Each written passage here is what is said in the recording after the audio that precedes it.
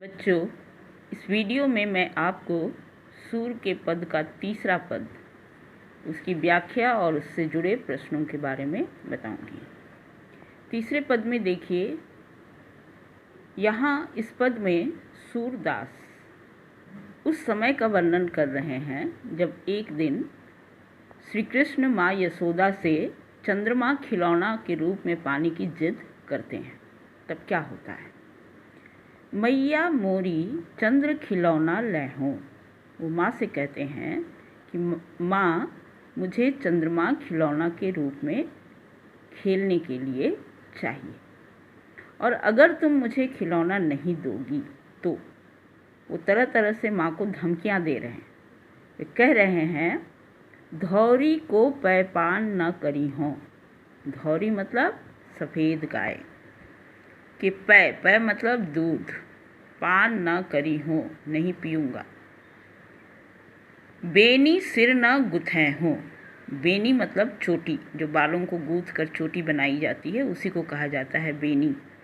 तो बेनी अपने सिर में तुम्हें नहीं गुथवाऊँगा, अपने सिर के बालों की चोटी नहीं। मोतियन माल ना धरी हो उर पर। उर का मतलब होता है छाती। तो मोतियों की माला अपनी छाती में धारण नहीं करूँगा। झुंगली कंठ न लहूं। झुंगली का हिंदी में वर्ड है झंगोला, और झंगोला या झुंगली उसको कहा जाता है जो बच्चों को ढीला ढाला वस्त्र पहनाया जाता है। उसी ढीले ढाले वस्त्र को झुंगली या झंगोला कहा जाता है। वे कहते हैं कि मैं तुम्हें गले में झंगोला या ढीला ढाला जो वस्त्र तुम मुझे पहनाती हो, वह मैं गले में धारण नहीं करूँगा। जय हो लौट अबही धरणी पर। धरणी मतलब धरती।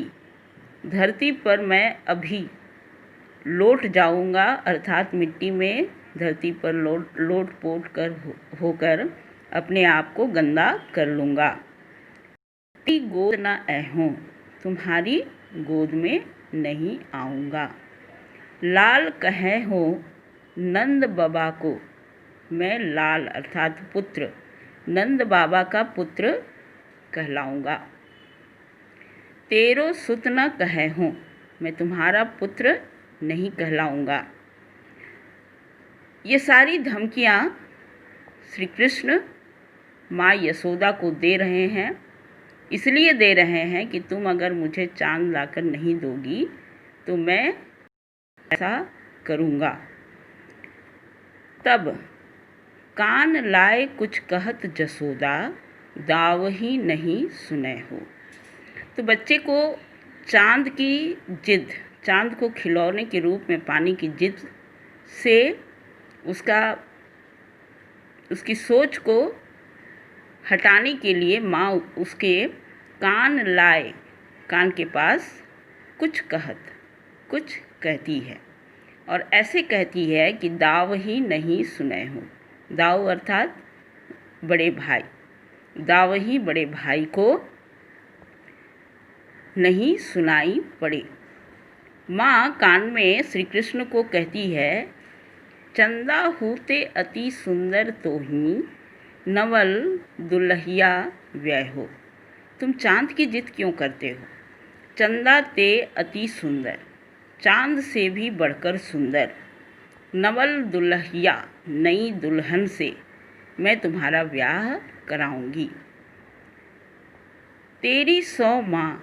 सौ का अर्थ होता है सौगंध। तुम्हें सौगंध है माँ, अबही व्याहन जय हूँ। मैं अभी व्याह करने के लिए जाऊँगा। तब सूरदास कहते हैं, सब सखा बराती। माँ यशोदा श्री कृष्ण के सभी सखा को, सभी साथियों को बराती बना देती हैं, और सब मिलकर नूतन मंगल गए हों, नए विवाह के मंगल गीत गाने लगते हैं। तो इस पूरे पैराग्राफ में यही कहा गया कि एक दिन श्री कृष्ण चंद्रमा को खिलौने के रूप में खेलने के लिए माँ को देने की जिद करते हैं। वे कहते हैं कि माँ मुझे चंद्रमा दो, मैं उससे खेलूँगा, और अगर तुम मुझे चंद्रमा नहीं दोगी तो मैं सफ़ेद गाय का दूध नहीं पीऊँगा, अपने सिर के बालों को चोटी गूँथने तुम्हें नहीं दूँगा, मैं अपने छाती में मोतियों की माला नहीं धारण करूँगा, गले में ढीला वस्त्र नहीं पहनूँगा, मैं अभी धरती पर लौट जाऊँगा, अपने आप को गंदा कर लूँगा, तुम्हारी गोद में नहीं आऊँगा, मैं नंद बाबा का पुत्र कहलाऊँगा, तुम्हारा पुत्र नहीं कहलाऊँगा। जब इस तरह से माँ को वो धमकियाँ दे रहे हैं, तब माँ यशोदा उनके कान के पास कुछ कहती हैं। इस तरह कहती हैं कि बड़े भाई बलराम उसे सुन ना पाएँ। माँ यशोदा श्री कृष्ण के कान में कहती हैं कि तुम चांद की जिद क्यों कर रहे हो, मैं चांद से भी बढ़कर सुंदर नई नवेली दुल्हन से तुम्हारा ब्याह कराऊंगी। तब श्री कृष्ण कहते हैं कि तुम्हें सौगंध है माँ, मैं अभी ब्याह करने के लिए जाऊंगा। सूरदास जी कहते हैं कि कृष्ण के ये कहने पर माँ कृष्ण के सभी साथियों को बाराती बना देती हैं और सब मिलकर विवाह का खेल खेलने लगते हैं, विवाह के मंगल गीत गाने लगते हैं। तो इसमें प्रश्न होगा, श्री कृष्ण एक दिन किसकी जिद करते हैं और जिद पूरी ना होने पर माँ को किस की धमकियाँ देते हैं। बच्चे को जिद से हटाने के लिए माँ यशोदा क्या करती हैं, माँ की बात सुनकर श्री कृष्ण क्या करते हैं, और तब सब मिलकर कौन सा खेल खेलते हैं।